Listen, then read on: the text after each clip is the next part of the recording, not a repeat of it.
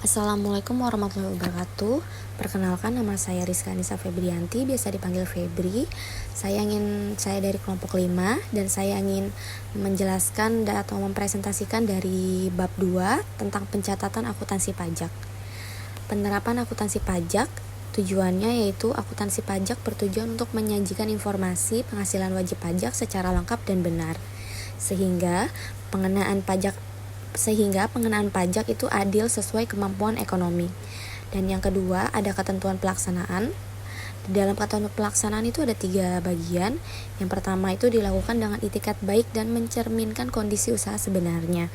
Yang kedua, menggunakan mata uang rupiah dan disusun dalam bahasa Indonesia atau Inggris. Dan yang ketiga adalah metode pencatatan, yaitu akrual atau campuran atau akrual kas. Yang ketiga ada komponen pembukuan, yaitu mencakup catatan harta, kewajiban, modal, pendapatan, beban, penjualan, dan pembelian, dan mengikuti standar akuntansi keuangan atau SAK atau ketentuan perpajakan yang berlaku. Dan yang terakhir, keempat, kewajiban pembukuan itu ada 2. Ada wajib pajak badan, harus menyelenggarakan pembukuan untuk wajib pajak badan, dan ada wajib pajak orang pribadi jika omset kurang atau sama dengan 4,8 miliar per tahun, atau boleh memilih pencatatan sederhana. Nah, dalam pencatatan jurnal piutang itu ada 5. Pertama, saat transaksi, dicatat ketika penjualan kredit terjadi. Yang kedua, detail yang dicatat itu ada 3. Ada dari tanggal penjualan harus dicatat, jumlah dan harga barang jasa harus dicatat, dan nama pelanggan juga harus dicatat. Dan yang ketiga itu jurnal dasarnya itu ada di debitnya itu ada piutang dagang dan kreditnya pada pendapatan penjualan. Dan yang keempat, tujuan pencatatannya yaitu untuk menghitung pajak terutang, misal PPN keluaran, dan memastikan pelaporan keuangan sesuai standar akuntansi atau SAK. Dan yang kelima, contoh jurnalnya itu misalkan penjualan kredit 10 juta rupiah, debitnya itu piutang dagang 10 juta rupiah pada kredit pendapatan penjualan 10 juta rupiah. Perbedaan PPh final dan PPN pada usaha.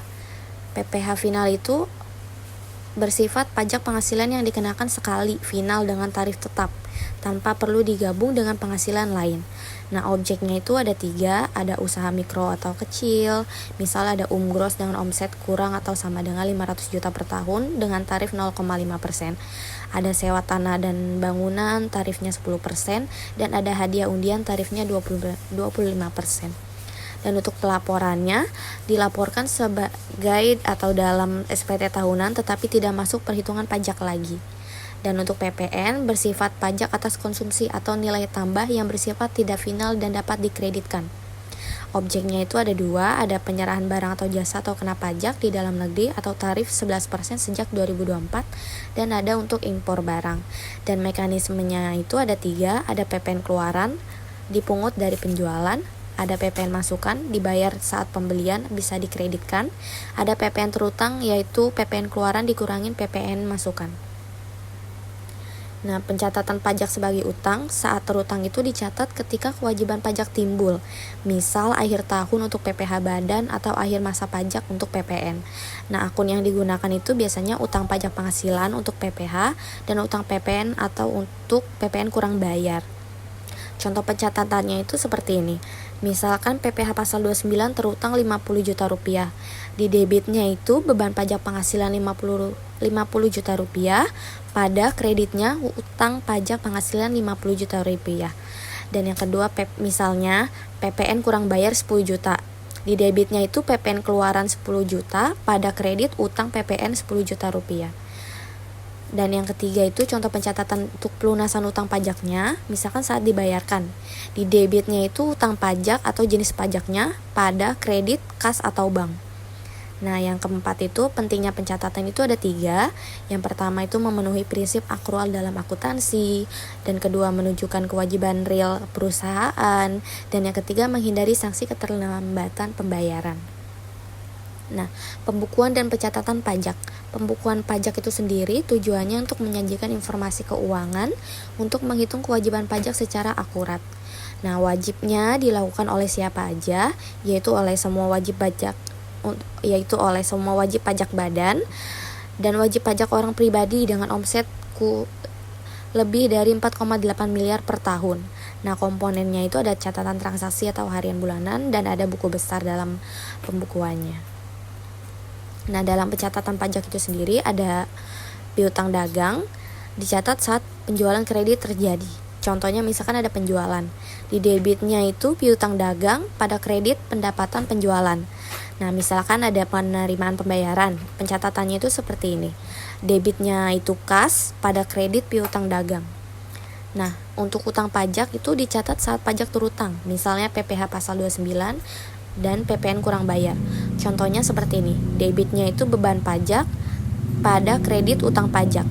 Nah, pembukuan dan pencatatan pajak harus lengkap, akurat, dan tepat waktu untuk memenuhi kewajiban perpajakan dan menghindari sanksi.